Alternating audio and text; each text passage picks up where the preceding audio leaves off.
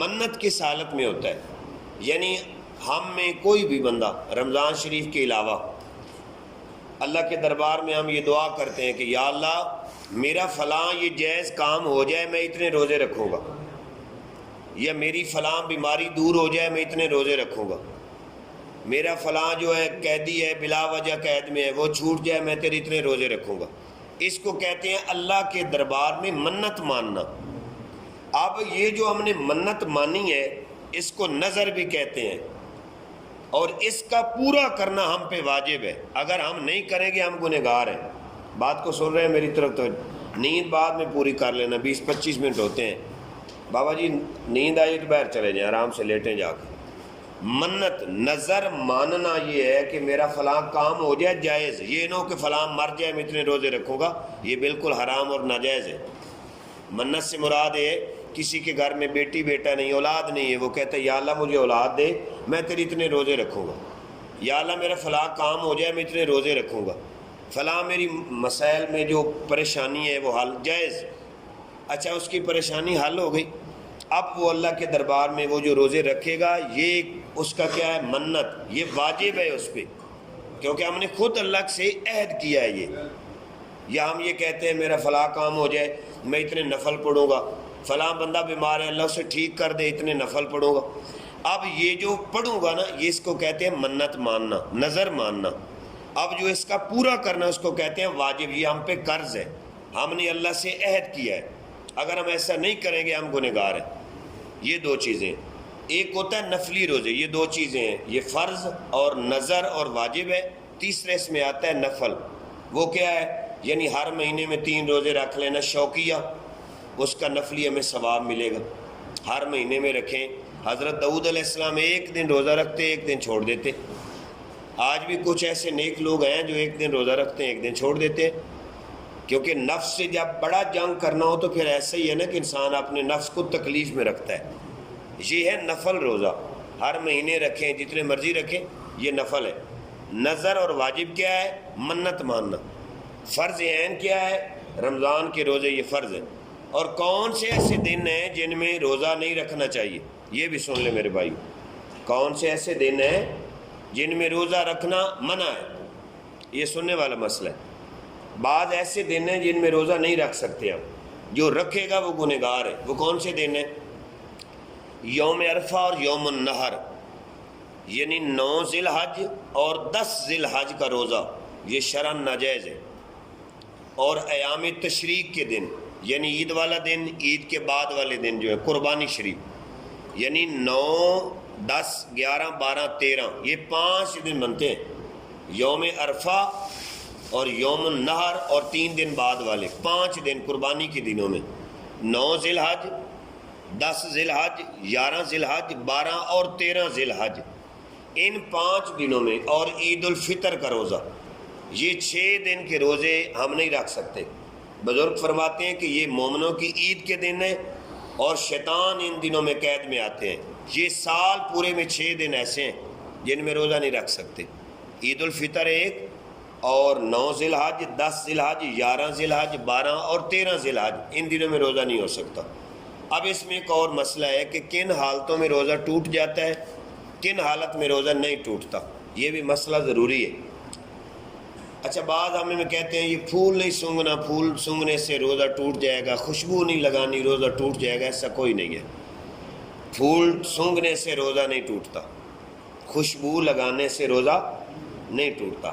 اور مسواک جس میں زیادہ تری نہ ہو، خشک طرح کا مسواک ہو، وہ آپ کسی وقت میں بھی کر سکتے ہیں، لیکن اس میں ایک خدشہ نہیں ہونا چاہیے، یعنی کہ ہم اتنا زیادہ مسواک کریں کہ جس کی رطوبت ہمارے حلق سے ہمارے اندر چلی جائے، اس میں مکروہت کا زمرہ آ جائے گا۔ لہذا بہتر یہی ہے کہ صبح کی نماز اور عشاء، شام کے ساتھ یا عصر کے ساتھ آپ مسواک کریں، باقی ٹائم میں پرہیز کریں۔ لیکن اگر کوئی کرنا چاہتا ہے کرے، لیکن خشک طرح کا مسواک ہو، یہ نہ ہو کہ ہم روٹین بنا لیں اور وہ رطوبت جو ہے ہمارے حلق سے ہمارے معدے میں چلی جائے، تو یہ بات بھی شرعاً ناجائز ہے۔ خوشبو لگانے سے روزہ نہیں ٹوٹتا، اور سرما لگانے سے بھی روزہ نہیں ٹوٹتا۔ پیچھنے لگوانا، یعنی جس طرح ہم حجامہ کی شکل کہتے ہیں نا، اس میں بھی روزہ نہیں ٹوٹتا۔ اور بعض ہم وضو کرتے ہیں نا جی، تو وضو کے بعد ہماری زبان پہ یا ہمارے منہ میں پانی پھینکنے کے بعد بھی کچھ قطرات ہمارے منہ میں رہتے ہیں۔ بعض لوگ یہ خدشہ ظاہر کرتے ہیں کہ اس کے بچ جانے سے جب پانی حلق میں واپس جائے گا روزہ ٹوٹ جائے گا۔ ایسا نہیں ہے، جو پانی ہمارے منہ میں ہم کوشش کرتے ہیں اسے پھینک دیں، لیکن پھر بھی ہماری زبان کے بڈز، یہ جو اوپر نشان ہوتے ہیں، یا ہمارے حلق کے اوپر والا حصہ، یہ جبڑے کے حصے میں کہیں کہیں پانی کے نمی کے اثرات نمایاں رہتے ہیں۔ اس کے وضو کرنے کے بعد چوس لینے سے روزہ زائل نہیں ہوتا، روزہ قائم رہتا ہے۔ یہ مسئلہ بھی یاد رکھیں۔ اچھا، ہم کسی جگہ سے گزر رہے ہیں، دھواں وغیرہ جو ہے، آگ جل رہی ہے، تو دھواں وغیرہ اچانک ہمارے ناک سے، ہمارے منہ سے، ہمارے حلق میں چلا جاتا ہے، پھر پیٹ میں چلا جاتا ہے، اس سے بھی ہمارا روزہ ضائع نہیں ہوتا۔ سن رہے ہیں میری بات کو؟ اچھا، قے کا مسئلہ بھی بڑا ضروری ہے، جس کو الٹی ہم کہتے ہیں۔ قے ایسی ہو کہ جو قے آئے اور پھر وہ بحر کی طرف نکل جائے، اس سے روزہ نہیں ٹوٹتا۔ ارادتاً جو قے لیتے ہیں نا، بندہ خود قے لیتا ہے، ایسی قے کرنے سے روزہ ٹوٹے گا۔ جو اپنی یعنی طرف سے قے آتی ہے نا، خدائی عمل ہے یہ، یعنی قے آ جاتی ہے، منہ بھر کے قے آ جائے، اس کو الٹی ہم کہتے ہیں۔ وہ جتنی مرضی آ جائے، جب خارج ہوتی ہے اس سے روزہ نہیں ٹوٹتا۔ یہ غلط مسئلہ ہے ہم میں کہ جناب اس کو قے آئی، اس کا روزہ ٹوٹ گیا۔ بھائی ایسا نہیں ہے۔ جو ہم جان بوجھ کے الٹی کریں گے، جس کو ہم قے کہتے ہیں، قے الٹی کو کہتے ہیں، وہ چاہے منہ بھر کے آئے، تھوڑی ہے، جو جان بوجھ کے ہم کریں گے وہ واپس بھی لوٹے گی، بحر کی طرف بھی جائے گی، اس سے روزہ ہمارا ٹوٹ جائے گا۔ وگرنہ قے آنے سے روزہ نہیں ٹوٹتا۔ یہ غلط باتیں ہیں، اس طرح کا کوئی مسئلہ نہیں ہے، ٹھیک ہے۔ اور اس کے آگے والا مسئلہ جو ضروری ہے وہ یہ ہے کہ کن حالتوں میں روزہ ٹوٹ جاتا ہے، یہ بھی ضروری ہے، یہ اس مسئلے کو سننا ہے آپ نے۔ اچھا، روزہ رکھا ہے اور پھر جناب علی روزے کی حالت میں جان بوجھ کے کوئی بندہ کھائے یا پیے، حقہ سگریٹ پیے گا یا عورت سے جمع کرے گا، ان حالتوں میں روزہ ٹوٹ جاتا ہے بلا شک و شبہ، ٹھیک ہے جی۔ اب یہ چھوٹی چھوٹی باتیں، اور اس میں ایک مسئلہ بھی، انجیکشن لگوانے سے امت کے اکابرین کا اجماع ہے کہ روزہ ٹوٹ جاتا ہے۔ کیوں؟ کیونکہ ہم کسی بیماری کے لیے وہ انجیکشن کرواتے ہیں، جس کو ٹیکہ ہم کہتے ہیں اپنی پنجابی میں، انجیکشن لگوانا۔ اچھا، انجیکشن میں ایسی وہ میڈیسن میں، جس کو دوائی ہم کہتے ہیں، طاقتور ایسے اثرات ہوتے ہیں جو ہمارے معدے میں جاتے ہیں، پھر خون کی روانی میں شامل ہو جاتے ہیں، لہذا انجیکشن سے روزہ ٹوٹ جاتا ہے۔ یہ امت کے جید اور کثیر مفسرین کا اور آئمہ کا اس میں اجماع ہے، انجیکشن سے روزہ ٹوٹ جائے گا۔ وگرنہ یہ جو چھوٹے چھوٹے مسائل ہیں، ان میں ایسے روزہ نہیں ٹوٹتا۔ بعض لوگ کہتے ہیں کہ اس طرح کی کوئی غلط کاری ہو رہی تھی، بندہ قریب سے گزرا، اچانک اس کی نظر پڑی، وہ چلا گیا، روزہ ٹوٹا؟ یہ نہیں میرے بھائی، ایسے روزہ نہیں ٹوٹتا۔ اتنا کچا بھی روزہ نہیں ہے کہ ہم جناب علی ایسے ایک لمحے میں اس کو توڑ دیں۔ باقی ایک مسئلہ ہے کہ روزہ مکروہ کب ہوتا ہے؟ جب ہم زبان سے کسی کی ماں بہن کی گالیاں نکالتے ہیں، ٹھیک ہے، کسی کو گال مندہ نکالنا، بیہودہ لفظ بولنا، اس کے بارے میں نبی علیہ السلام کی حدیث ہے کہ تمہارا روزہ جو ہے وہ ٹوٹنے کے قریب پہنچ جاتا ہے۔ اور آقا علیہ السلام کی حدیث ہے، جب تمہیں کوئی بندہ مجبور کرتا ہے، بیہودہ بولتا ہے، آپ کو غصہ دلانے کی کوشش کرتا ہے، یا اس طرح کا غلو کرتا ہے، یا بیہودہ باتیں کرتا ہے، آپ اس سے کہیں یار میں روزے میں ہوں، پھر وہ کہے، آپ کہیں میں روزے میں ہوں، پھر اگر وہ تنگ کرے آپ اس سے کہیں یار خدارا میں روزے میں ہوں۔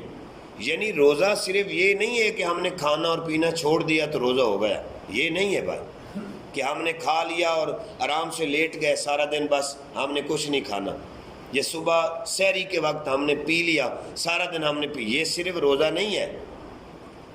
یہ جو ہمارے ہاتھ ہیں سر، ان سے اگر ہم نجائز کمائیں گے اور پھر روزہ بھی ہوگا، اس روزے کا کوئی ثواب نہیں ہے۔ ہم نے روزہ رکھا ہے، زبان سے گلا ہے، بختوئی ہے، چغلی ہے، کسی کو اظہار رسائی کریں گے، مطلب کہ کسی کی ماں بہن کے بارے میں بیہودہ بکواس کریں گے، کسی کو اس طرح، اس میں روزے کی بالکل کوئی وہ روزہ نہیں ہے۔ یا ہم جناب علی روزہ رکھیں اور چوری پہ چلے جائیں، روزہ نہیں ہے۔ صرف کچھ کھانے نہ پینے کا نام روزہ نہیں ہے۔ آنکھ کا روزہ ہے، زبان کا روزہ ہے، کان کا روزہ ہے، ہاتھ کا روزہ ہے، پاؤں کا روزہ ہے، ہماری سوچ و فکر کا روزہ ہے۔ روزہ مطلب پورے جسم کا روزہ ہے، یہ صرف نہیں ہے کہ کچھ کھایا نہیں پیا بس ٹھیک ہے ہمارا روزہ، ایسا نہیں ہے میرے بھائی۔ ہم دیکھیں گے ہمارے ہاتھ جائز کام کی طرف جا رہے ہیں یا نجائز کی طرف جا رہے ہیں، ہماری آنکھیں بے حیائی کی طرف ہیں یا حیا کی طرف ہیں، ہماری سوچ و فکر قرآن کی طرف ہے، دین کی طرف ہے، یا کسی کی ماں بہن کی طرف ہم گندہ سوچ رہے ہیں، یا ہمارے پاؤں کہیں چوری کی طرف تو نہیں جا رہے، ہم کسی کو لوٹ مار تو نہیں کر رہے، کسی کا حق تو نہیں کھا رہے۔ اگر اسی طرح تو پھر لوگ علامے دیتے ہیں نا کہ ایک بندہ 5 وقت کی نماز بھی پڑھے، ساتھ چوری بھی نہیں چھوڑتا، 5 وقت کی نماز بھی پڑھتا ہے، گلہ بھی کرتا ہے، 5 وقت کی نماز بھی پڑھے، تکبر بھی ہے، 5 وقت کی نماز بھی پڑھتا ہے، غیبت بھی کرتا ہے، چغلی بھی کرتا ہے، 5 وقت کی نماز پڑھتا ہے، لوگوں کے حقوق ہتھیا لیتا ہے، ان سے چھینتا ہے، 5 وقت کی نماز پڑھتے ہیں، ظلم زیادتی کے بازار گرم میں، ایسی نمازیں لپیٹ کے ہمارے منہ پہ مار دی جائے گی۔ ایسا روزہ جس میں باقی پورے مسائل پہ ہم اپنا قابو نہیں رکھیں گے، ایسے روزے کا کوئی ثواب نہیں ہے۔ نماز وہ ہے جو بے حیائی برے کاموں سے روکتی ہے، روزہ ایسا ہے، روزے کا مطلب ہے یاد الہی میں اپنے آپ کو رنگ لینا، ساری دنیا سے بیزار ہو جانا، ہاتھوں کا، پاؤں کا، دل کا، سوچ کا، فکر کا، جسم کا، ہماری آنکھ کان ہر چیز کا خیال صرف اللہ کی طرف ہونا چاہیے۔ یہ ہے وہ کامل روزہ جس کے بارے میں نبی علیہ السلام کی حدیث ہے، جو بندہ رمضان کے روزے رکھے اس رمضان سے لے کر اگلے رمضان تک جتنے بھی اس کے گناہ ہوں گے اللہ سارے گناہ معاف فرما دے گا۔ اور ایک چیز اس میں لاسٹ پہ جو میں ڈیفائن کروں گا آپ کو بتاؤں گا، یہ سننے والی ہے۔ ایک ہوتا ہے قضا، روزے کی قضا، ایک روزے کی قضا ہوتی ہے، اور ایک روزے کا کفارہ ہوتا ہے۔ یہ بڑا ضروری مسئلہ ہے، روزے کی قضا کیا ہے اور روزے کا کفارہ کیا ہے۔ پہلے روزے کی قضا سن لیں۔ ایک بندہ صبح سحری کے وقت میں کھانا کھا رہا تھا، اس کو تھوڑی تاخیر ہو گئی، یعنی 10 منٹ 5 7 اوپر چلے گئے۔ اب اس نے کسی سے پوچھا نہیں ہے، وہ خود ہی جناب سائل ہے اور خود ہی مسئول ہے۔ سائل و مسئول اس کو کہتے ہیں، سوال بھی خود کر رہا ہے اور جواب بھی خود دے رہا ہے اپنے آپ سے، یعنی وہ اپنے ذہن میں کہتا ہے کہ یار وہ ٹائم بڑا زیادہ ہو گیا، تو میں نے تو یار مجھے تو لگتا ہے میرا روزہ نہیں ہے، ٹائم کافی زیادہ ہو گیا۔ اب اس حالت میں جو وہ اپنا روزہ دوبارہ توڑے گا اور اپنا کھانا پینا شروع کر لے گا، تو اس بندے پہ کفارہ نہیں ہے لیکن روزے کی قضا ضروری ہے، وہ روزہ اسے دوبارہ رکھنا پڑے گا۔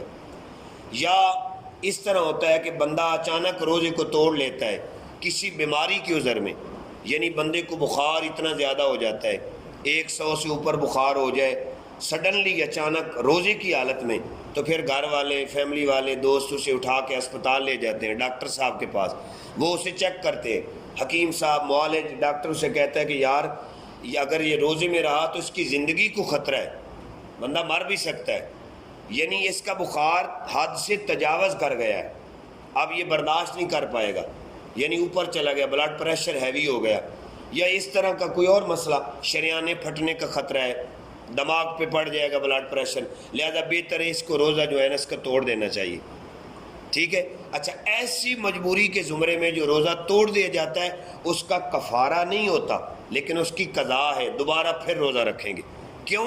کیونکہ ہم نے یہ شوقیہ روزہ نہیں توڑا، مجبوری کی حالت میں ہم نے روزہ توڑا، اور بیماری کس کی طرف سے اور سکھ بھی، ہاں، یعنی عزت ذلت بھی رب کی طرف سے، بیماری اور صحت بھی اللہ کی طرف سے۔ ہم نے روزہ اللہ کے نام لے کر رکھا، اللہ کے توکل پہ اس کے نام لے کر، اب اسی کی طرف سے بیماری آ گئی۔ اگر وہ ڈاکٹر کہتا ہے معالج کہ اگر یہ روزہ نہیں توڑے ابھی اتنے گھنٹے رہتے ہیں، اس کو کوئی اور مسئلہ بن جائے گا، زندگی سے ہاتھ دھو بیٹھے گا، لہذا یہ روزہ توڑ دے، ایسا روزہ توڑنے سے ہم پر کفارہ لازم میرے بھائیوں نہیں ہوگا لیکن اس کی قضا ہم پہ ضروری ہو جائے گی، وہ روزہ ہم دوبارہ پھر رکھیں گے، اس کو کہتے ہیں قضا۔ ایک ہوتا ہے کفارہ۔ اب کفارہ کیا ہے اس کو سننا، یعنی ہم نے روزہ رکھا، روزے کی حالت میں جو بندہ اگر غلطی سے کچھ کھا پی لے اس کا روزہ تو نہیں ٹوٹتا، یعنی 5 کلو بھی پانی پی جائے لیکن اللہ کو گواہ بنا کر اس کا دل یہ کہے کہ واللہ مجھے تو نہیں پتہ، میں نے پی لیا مجھے پتہ نہیں، اگر وہ بھلیکھے میں، جس کو آپ کہتے ہیں کہ نا انجانے میں، ایک ہوتا ہے نا انجان، ایک ہوتا ہے نا انجان، یعنی ایک ہوتا ہے جان بوجھ کے کام کرنا ارادے سے، ایک ہوتا ہے بھول کے کچھ کھا لے پی لے جمع بھی کر لے لیکن بھول کر پتہ نہ ہو، اگر ایسے کاموں میں کسی جگہ پہ اس کو پتہ چل گیا وہاں رک جائے، ایسا کرنے سے روزہ نہیں ٹوٹتا۔ لیکن یہ اللہ تعالیٰ انما الاعمال بالنیات، ہر عمل کا دار و مدار میرے بھائیوں نیت پہ ہے۔ ہم زمانے کو تو چکما دے لیں گے، دھوکہ دے لیں گے، مکر فریب کر لیں گے، لیکن اللہ کے دربار میں مکر نہیں ہے۔ ہم کسی سے کہیں واللہ بھائی مجھے نہیں پتہ، اچھا بھائی کو تو ہم کہہ لیں گے لیکن وحدہ لا شریک کے سامنے عذر نہیں چلے گا۔ وہ بات وہاں وہ چلے گی جو بالکل اتھینٹک سچی بات ہوگی، وہاں جھوٹ نہیں چلے گا۔ ایسا اگر بھول کر ہو جائے معافی ہے، لیکن اب کفارے پہ ہم بات کرنے لگے۔ میں نے روزہ رکھا، آپ نے رکھا، روزے کی حالت میں جان بوجھ کر جو بندہ اپنی بیوی سے ہم بستری کرے گا، یہ شریعت کا مسئلہ ہے، ٹھیک ہے؟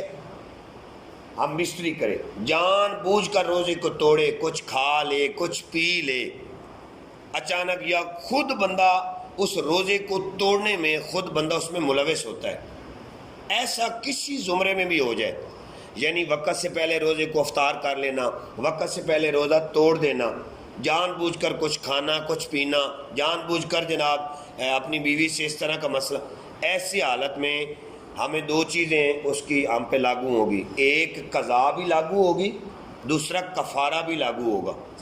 اب قضا تو یہ ہوئی کہ جو روزہ ٹوٹا ہے اس کو دوبارہ پھر رکھ لینا، یہ قضا ہے۔ اب اس میں کفارہ کیا ہے؟ ٹھیک ہے، وہ یہ ہے ایسی غلطی اگر سر زد ہو جائے، پہلے نمبر پہ تو اس بندے کو توبہ کرنی چاہیے۔ کیا کرنا چاہیے؟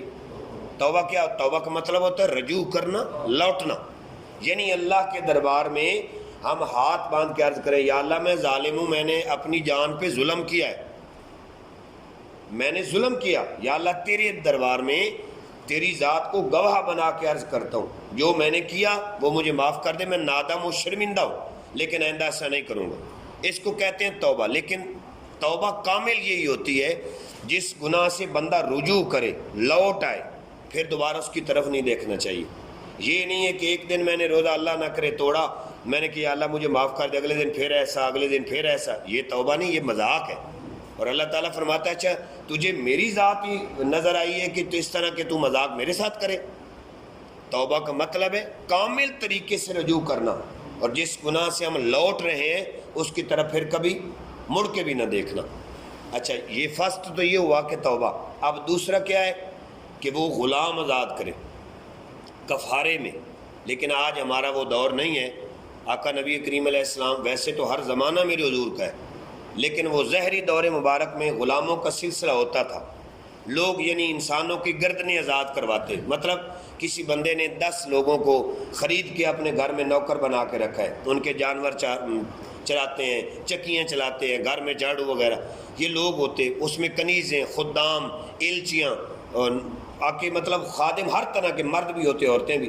تو لوگ کیا کرتے تھے کہ اسے کہتے کہ فلاں غلام کی کتنی قیمت ہے، وہ کہتا 5000، 3 فلاں اتنے، تو وہ اپنی جیب سے نکال کے دیتا، کہتا یہ قیمت لے لے، اس کو آزاد کر دے۔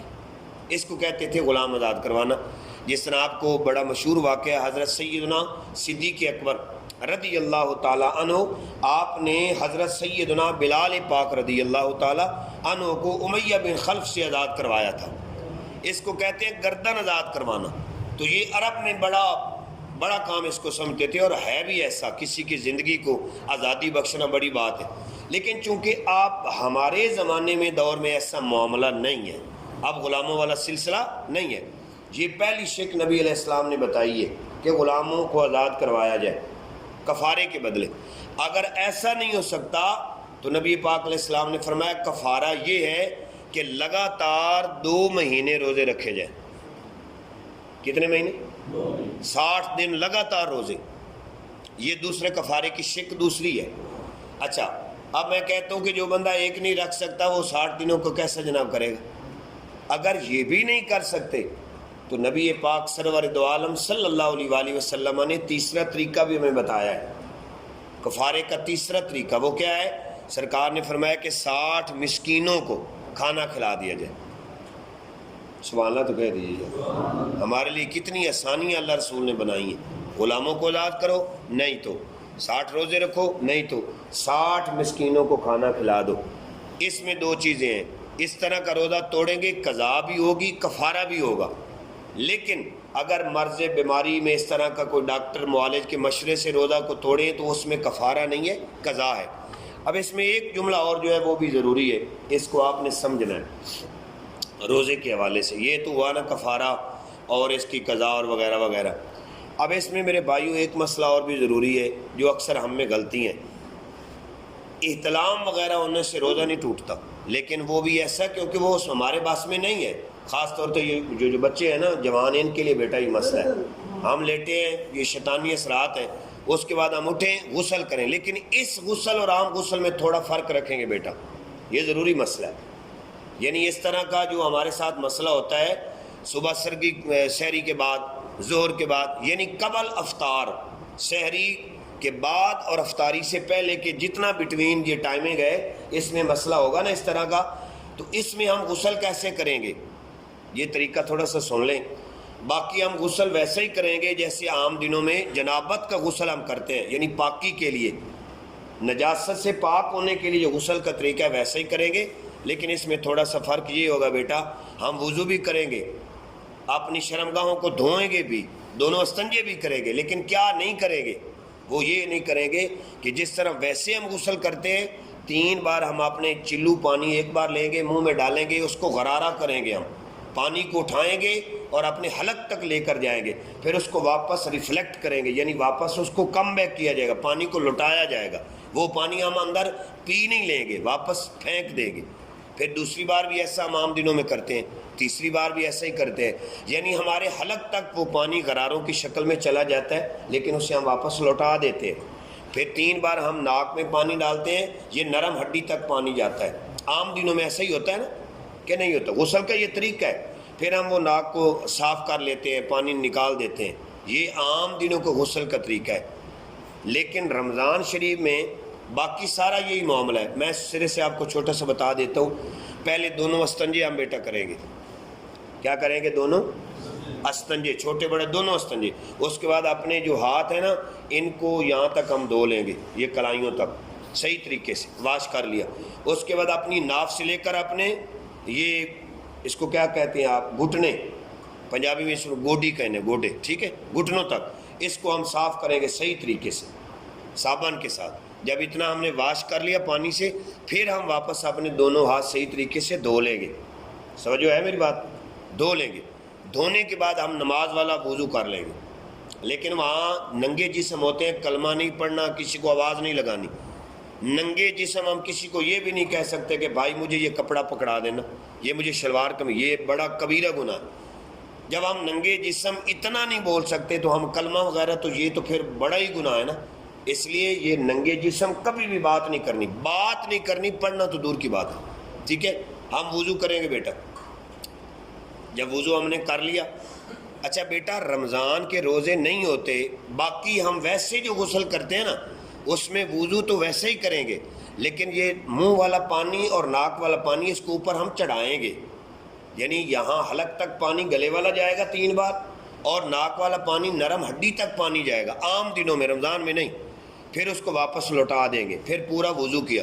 اس کے بعد ہم 3 چلو پانی، پہلا چلو ہاتھ میں لیں گے ایسے نیل کے نیچے سے، جس کو ہم جناب نلکا بھی کہہ سکتے ہو، شاور وغیرہ، اس کو نیل کہتے ہیں۔ نیل کے نیچے سے پانی لیں گے، پہلا چلو اس کو سر میں ڈالیں گے اور نیچے سے ہاتھ ایسے، یعنی بالوں کی جڑوں تک ہاتھ لے کے جائیں گے۔ پھر دوسرا چلو لیں گے، سر میں ڈالیں گے، پھر تیسرا، لیکن ساتھ اپنے ہاتھوں کی یہ انگلیوں کے پورے جو ہیں فرنٹ والے، ٹھیک ہے، ان کو ایسے اپنے بالوں میں گھسائیں گے تاکہ کوئی بال خشک نہ رہ جائے۔ یہ ہوا۔ اب اس کے سیکنڈ والا کیا ہے؟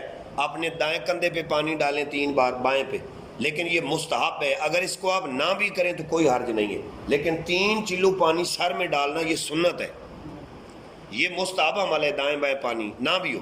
اچھا، اس کے بعد آپ نے بیٹا پورا پانی پورے جسم پہ ایسے آپ نے غسل کرنا ہے کہ ایک بال بھی ہمارا سوکھا نہ رہ جائے۔ سونا ہے میری بات کو؟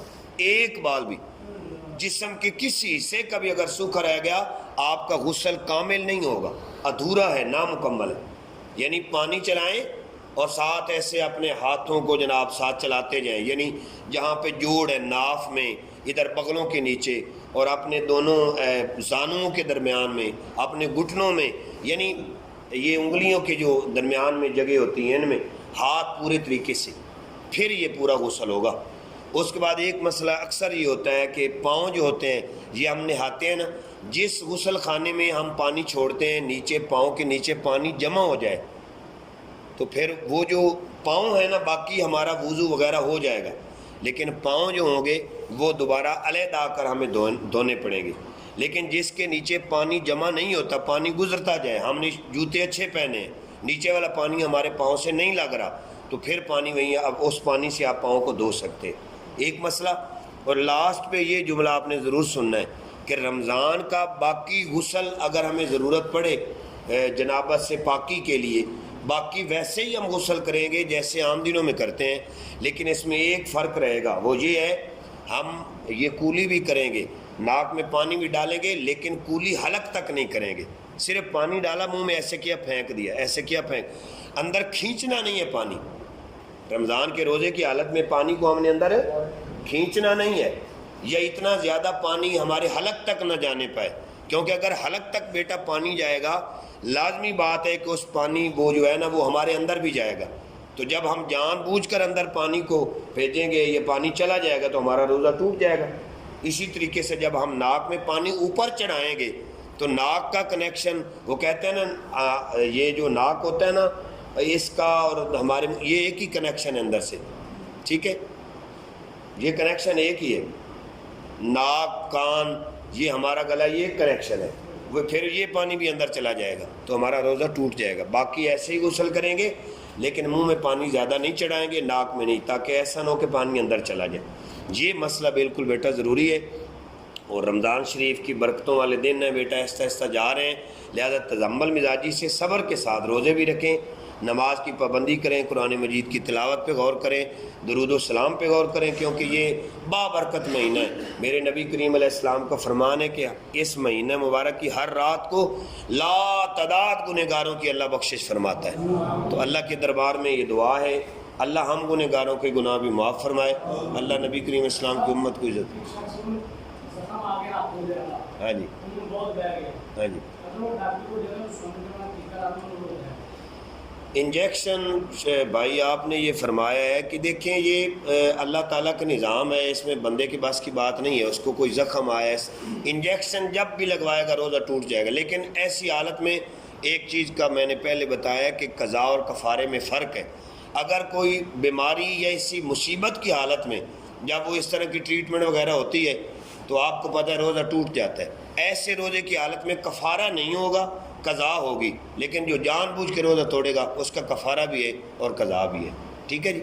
انجیکشن بھائی جان جس حالت میں بھی لگوائیں، بخار میں لگوائیں، سر پیٹ پیٹ درد وغیرہ، روزہ چلا جائے گا، ٹھیک ہے نا۔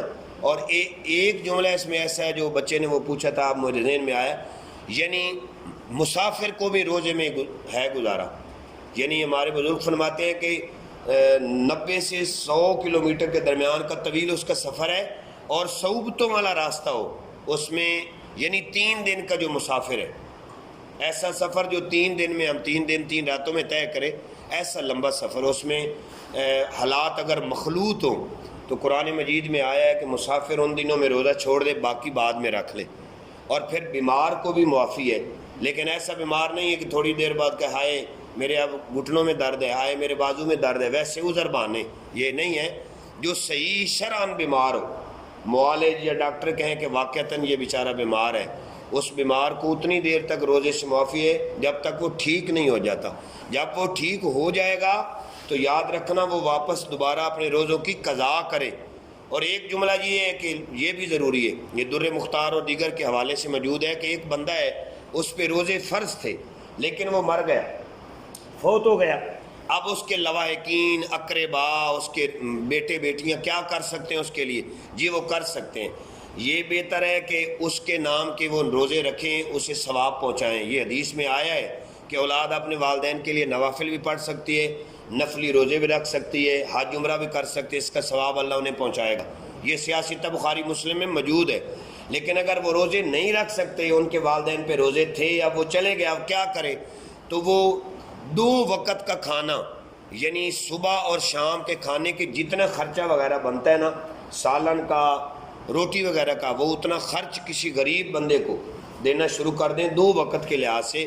ایک روزے کے بدلے میں 2 وقت کا کھانا، یا 1 کلو گندم وغیرہ، بعض میں 2 کلو لکھا ہے، تو اس طریقے سے اس کا کفارہ جو ہے وہ ادا ہو جائے گا. اور دودھ پلانے والی عورت جو ہوتی ہے اس سے بھی کچھ دنوں کے لیے روزے میں معافی ہے، بیمار کو بھی معافی ہے، حاملہ عورت کو بھی اگر اس طرح مجبوری کی حالت میں ہے ان دنوں میں معافی ہے، لیکن ہمیشہ کے لیے آلویز معافی نہیں ہے. جب وہ بچہ ہو جائے اس کے روزے جو تھے وہ دوبارہ اس کی قضا کرے. اگر دودھ پلانے والی عورت ہے تو جب وہ دودھ اس کا بچہ چھوڑ دے گا وہ روزے لوٹائے. مریض زیادہ بیمار ہے جب ٹھیک ہو جائے گا پھر رکھے. مسافر جب واپس آ جائے گا پھر رکھے.